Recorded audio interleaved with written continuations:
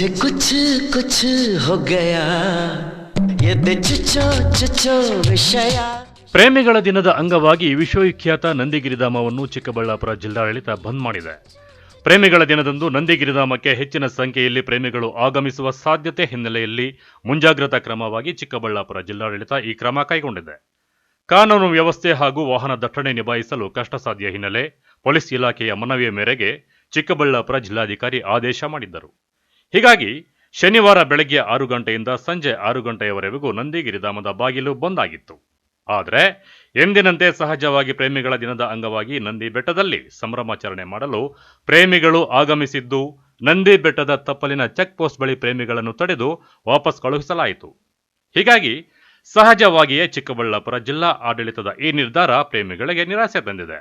ಇನ್ನು ನಂದಿಗಿರಿಧಾಮಕ್ಕೆ ಚಿಕ್ಕಬಳ್ಳಾಪುರ ಜಿಲ್ಲಾಡಳಿತ ನಿರ್ಬಂಧ ಹೇರಿದ ಬೆನ್ನಲ್ಲೇ ನಂದಿ ಬೆಟ್ಟಕ್ಕೆ ಬಂದ ಪ್ರೇಮಿಗಳು ಪ್ರವೇಶ ಇಲ್ಲದ ಕಾರಣ ಶ್ರೀ ಭೋಗನಂದೀಶ್ವರ ದೇವಾಲಯಕ್ಕೆ ಲಗ್ಗೆ ಇಟ್ಟಿದ್ದರು.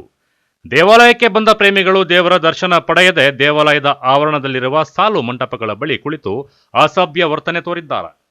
ಶಿವರಾತ್ರಿ ಹಬ್ಬದ ಹಿನ್ನೆಲೆ ಸಾವಿರಾರು ಭಕ್ತಾದಿಗಳು ದೇವಾಲಯಕ್ಕೆ ಬಂದು ಹೋಗ್ತಾ ಇದ್ರು. ಇದನ್ನು ಮರೆತ ಪ್ರೇಮಿಗಳು ಪವಿತ್ರವಾದಂತಹ ದೇವಾಲಯವೆಂಬುದನ್ನ ಗಮನಕ್ಕೆ ಬಾರದೆ ಅಸಭ್ಯ ವರ್ತನೆಯಲ್ಲಿ ತಲ್ಲೀನರಾಗಿ ಸಾರ್ವಜನಿಕರಿಗೆ ಮುಜುಗರ ತರುವುದಲ್ಲದೆ ದೇವಾಲಯವನ್ನು ಅಪವಿತ್ರ ಮಾಡಿದ್ದಾರೆ. ये चुचो चुचो विषय कुछ कुछ हो गया ये चुचो चुचो विषय कुछ कुछ हो गया ये चुचो चुचो विषय कुछ कुछ हो गया ये चुचो चुचो विषय. ಒಟ್ಟಾರೆ ಪ್ರೇಮಿಗಳ ದಿನದಂದೇ ಪ್ರಸಿದ್ಧವಾಗಿದ್ದ ನಂದಿಗಿರಿಧಾಮಕ್ಕೆ ಪ್ರವೇಶವನ್ನು ಜಿಲ್ಲಾಡಳಿತ ಬಂದ್ ಮಾಡಿತ್ತು.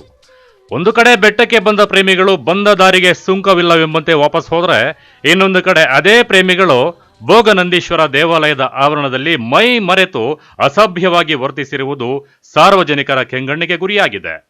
ಕ್ಯಾಮರಾ ಪರ್ಸನ್ ಪ್ರವೀಣ್ ಜೊತೆ ಕಳ್ಳವಾರ ಅರುಣ್, MMTV ನ್ಯೂಸ್, ಚಿಕ್ಕಬಳ್ಳಾಪುರ.